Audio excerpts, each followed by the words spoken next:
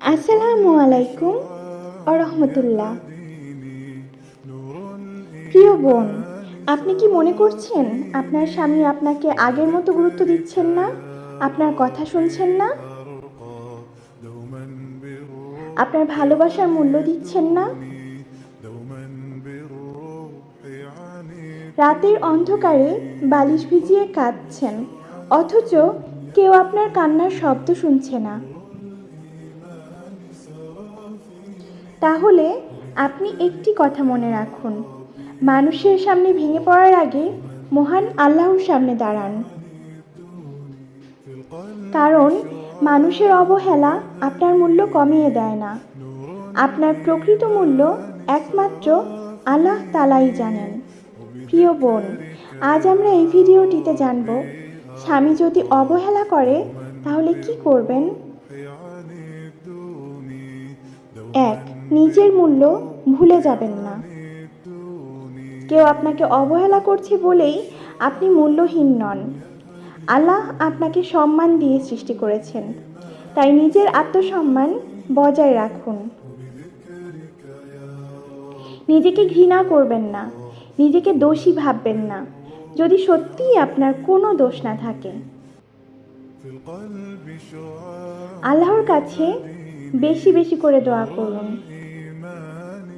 মানুষের হৃদয় পরিবর্তন করার ক্ষমতা একমাত্র আল্লাহ তাআলার, তাই আপনি তাহাজ্জুদে উঠে আল্লাহকে বলুন, হে আল্লাহ, আমার অন্তরে ভালোবাসা, রহমত ও বোঝাপড়া সৃষ্টি করে দিন। আমাদের দাম্পত্য জীবনকে আপনি শান্তিময় করে দিন।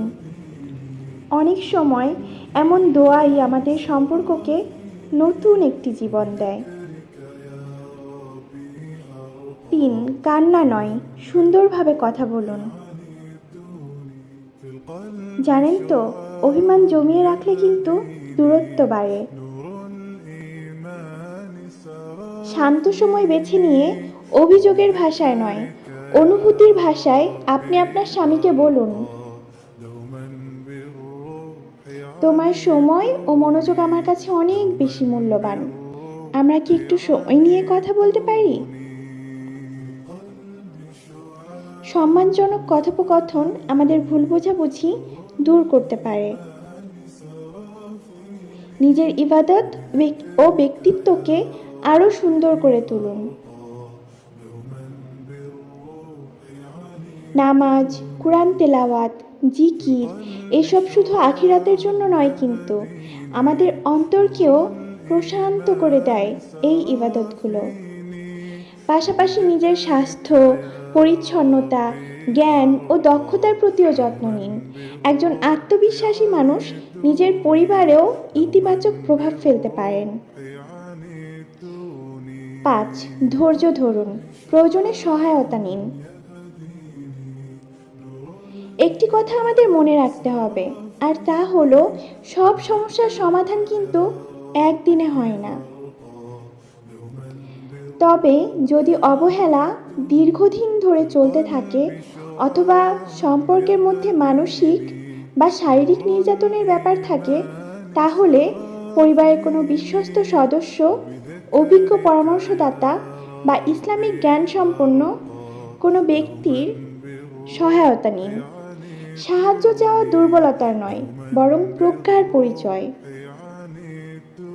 প্রিয় বোন, আপনার চোখের পানি যদি আল্লাহর কাছে ঝরে, তাহলে সেই কান্না কখনোই বৃথা যায় না।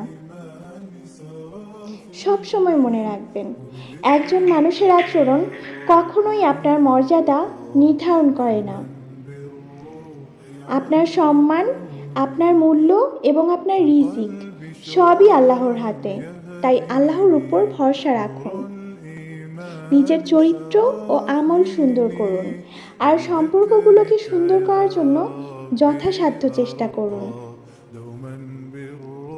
আল্লাহ আমাদের সকলের পরিবারে ভালোবাসা, রহমত ও প্রশান্তি দান করুন।